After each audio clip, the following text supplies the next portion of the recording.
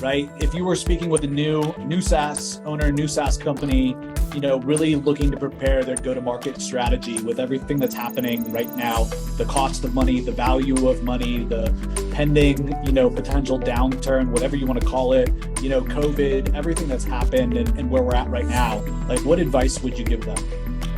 The advice I would give would be, which is always the advice I always give is hire the sales team last, right? That before you build out a big go-to-market function, which is expensive, make sure that people like your product, that they are using your product, that they and that they're renewing your product.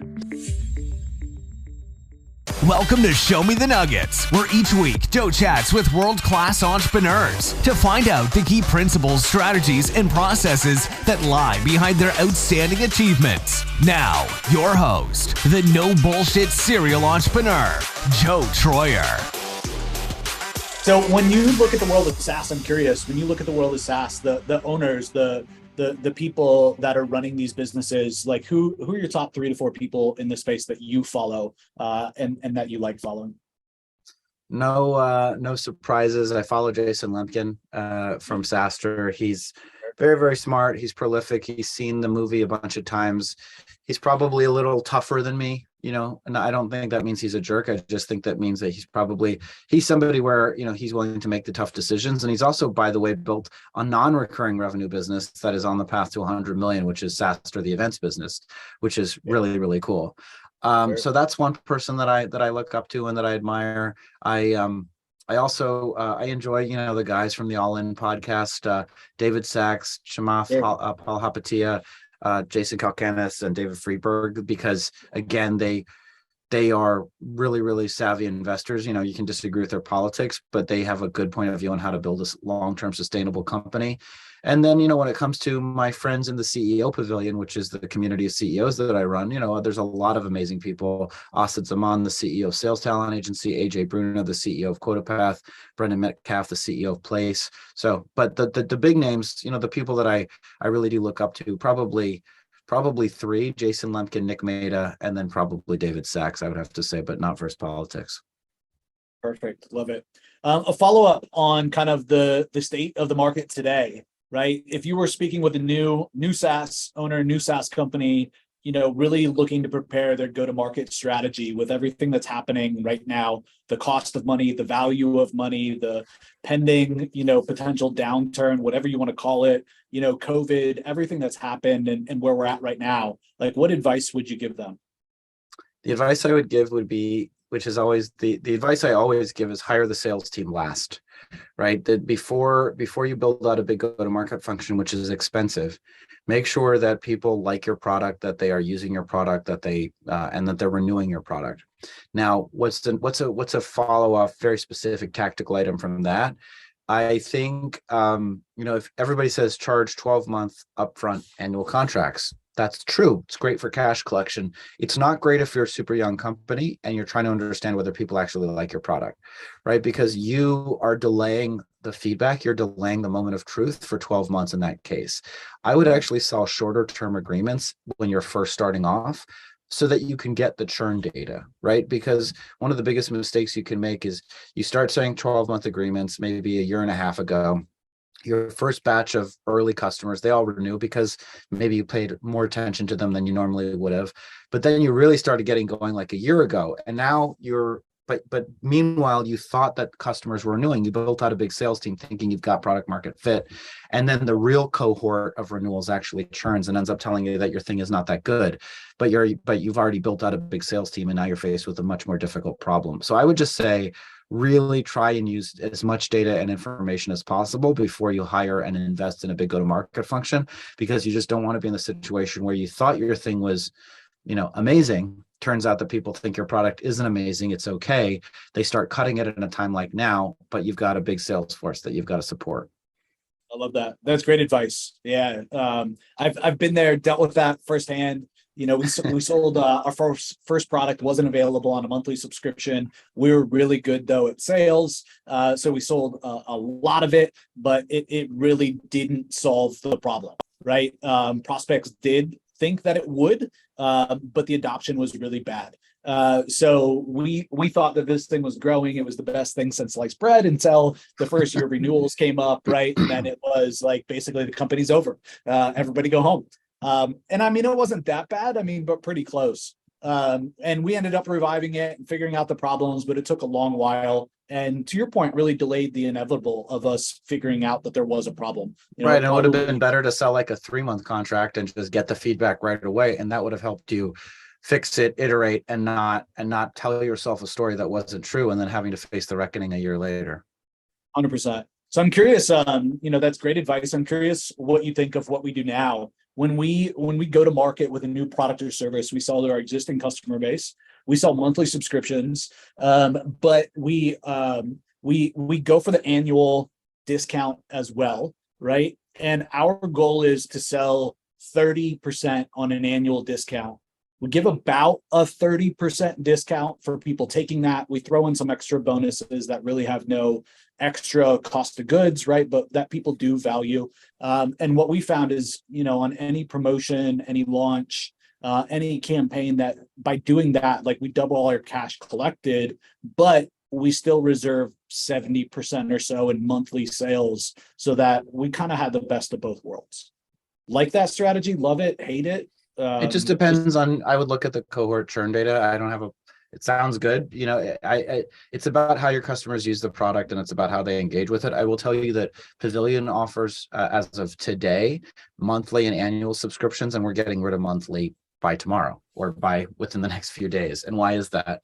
We're doing that because we feel like the monthly subscription isn't enough of a commitment to force people to actually engage with the experience. And it's sort of the same reason that like maybe Equinox or a gym doesn't charge just monthly. Like they have an initiation. You need to have enough skin in the game that it forces you to figure out how to use this thing. But that's specific to every business and every category. And if you find that because we've also found relatedly that our monthly subscriptions churn at twice the rate that our annuals do. So again, it's all about the data. If it turns out that your thing is super useful and that people really appreciate the monthly benefit and there's no difference in churn or there's no difference in engagement, then I would continue to do it. But I'd have to look at more information to know. Yeah, it's interesting. Little tweak nonetheless that's working well for us, but still too early to tell if it's a winner. But yeah, appreciate your feedback. So can you share with everybody a little bit about your book? I was looking on your website and just ran across it. Kind folks finish first. Love the title. Yeah, the book's about really the founding of Pavillion and the ideas behind the community. And, obviously it's a riff on Nice Guys Finish Last, which is, basically the idea that like you have to be a bastard in business to succeed. I think and the point of the book is, I think you need to be tough. I don't think you need to be a pushover, but I think you can approach business with a different kind of perspective on compassion, on helping others before you ask for help, on building relationships, not transactions, not needing to get every last dollar out of every negotiation, but really taking a longer term perspective on your business and your career. And I think if you do that, I've personally had a lot of success. Again, it's anecdotal. It's not a deeply researched book with a million data points. It's really, this is what happened in my life. I wasn't getting the results that I wanted when I was approaching it from this perspective. I tried approaching it from a different perspective and started getting different results. So that's what the book's about. It was a Wall Street Journal bestseller for a couple of weeks, and getting good feedback on it. People are actually reading it, which is always nice. And an audiobook is coming for those people that don't like to read. Nice. It's coming in a couple of weeks. Please, yes. We'll make sure to put the link in the show notes to both versions. We'll make sure we update. I'm a big Audible guy, and I see our referral clicks to Audible. Definitely, most of our readers are. For some reason, everybody loves Audible. I think it's easier for most people to consume. But you can listen to it when you're on the treadmill, when you're on a walk, when you're doing something else, when you're working out. So that was fun. I got to test drive the professional actors that were doing the reading. I'm not doing the reading, but there's actors that do it. So it was pretty cool. Gotcha. Yeah, that's awesome. So if you don't mind, I'd love to ask you just a couple of questions about, taking on funding. Sure.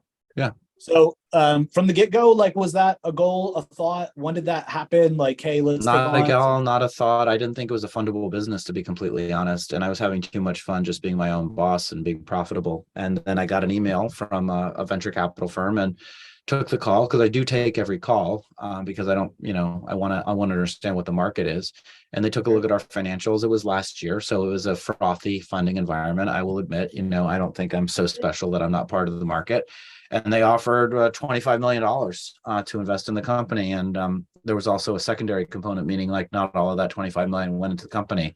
And it was just a life-changing event for me, and sort of too good to be true. And so, and also they've been incredible partners. They've been really, and I have not been, the best CEO. I have a lot to learn and a lot to improve, and there's a lot of things that I want to get better at, but they've been patient with me as we've grown the business. And we're 4x since they invested, which is good, but there's a lot more to go. So that was a little bit of the background. It was one round. There's a board of directors. It's just me and this other guy, Peter Fallon, and so far so good. That's awesome, man. For people that don't know, can you talk about a little bit what a secondary is, what that means, and why it was impactful for you? Sure. Secondary, just primary means, when somebody invests money, right? Most of the time it goes into the balance sheet of the business. It goes into the company. That would be primary. Secondary is it doesn't go into the company. It changes hands between early shareholders and the person investing, right? It's like selling a stock. So secondary means that I was able to sell some of my shares to the investor. And that means that I was able to take money off the table in addition to putting money into the business. And, that's obviously the goal. 100%. So that makes a whole lot of sense. When you said you got a secondary, it's like, all right, great. Looking at the revenue numbers that you do, or that you were doing before they came on board, obviously very profitable business, or should be, with those revenue numbers. So in similar circumstances, I've looked at a business and said, why would I ever raise? And so that's why I asked. I think, your answer was very fair. The secondary along with it, the valuation, a frothy time to raise, frothy valuations, and a good partner makes perfect sense. Yeah, I mean, and again, for me, just to be extremely clear, like for a long time, I viewed, investors as kind of like the enemy in a way, but the way I view it today is that they're my partners. So it's great that I took some money off the table, but I'm trying to make the money.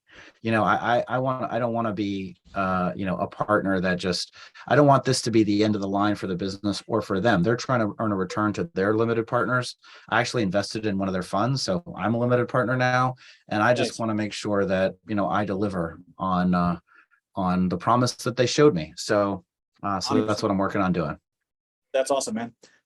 So in wrapping up, I want to ask you one more thing. So I feel like at the end of every podcast, they always ask, like, what are your top 3 books? I like to do something a little bit different. I've recently, since starting this podcast, given myself permission that if a book sucks or if I just don't enjoy reading it, like, I'll actually stop and I won't suffer my way through it for the next, 3 months.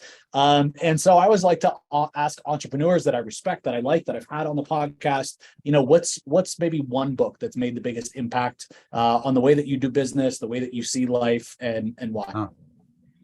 The biggest book that's made the biggest impact on me is a book by Michael Singer. It's called The Untethered Soul. And it's really just a book about being alive. It's a book about, it's hard to explain, but basically about existing and about happiness. And it's about what's happening inside your head. It's kind of about God in a way, but and it's about your soul specifically. But the biggest point of the book is that happiness is a choice, and it is a choice that you make and that you can make no matter what. And the corollary and the parallel that I draw, because a lot of people have conditions around whether or not they're going to be happy. I'll be happy if I have these XYZ things. And And I have decided in my life that I am going to embark on a practice, meaning repetition and every day, of trying to be happy, trying to be grateful, and trying to be a good person. And so what does that mean? Like in practice, that means that, and I obviously don't want this to happen, and this is a little gruesome, but like, I love running. It's my favorite pastime. And I've decided that no matter what happens, meaning like if I get hit by a car and I'm a quadriplegic or paraplegic, I'm still going to be happy. That as long as I have a breath and a heart that's beating, I don't care what happens to me. I am going to be happy, and I'm going to find a way to do it. And that idea really comes from him. And it's a very powerful idea. And he walks you through how to think about it. So I thought that was a great book, life-changing book for me. I love that, man. Perfect timing for me. Thank you for that. I just got recommended that book, and I literally just downloaded it. And it's like, amazing. In my queue on Audible. So the first chapter is, I don't want to swear, but it's mind-blowing, because he's like, you are not the voice in your head. That wouldn't make sense. You are the thing listening to the voice in your head. I had to think about that for a couple days. Yeah, that's a little. That's so, deep. Yeah. Anyway, thanks so much for having me on the show, Joe. It was great. Yeah, man.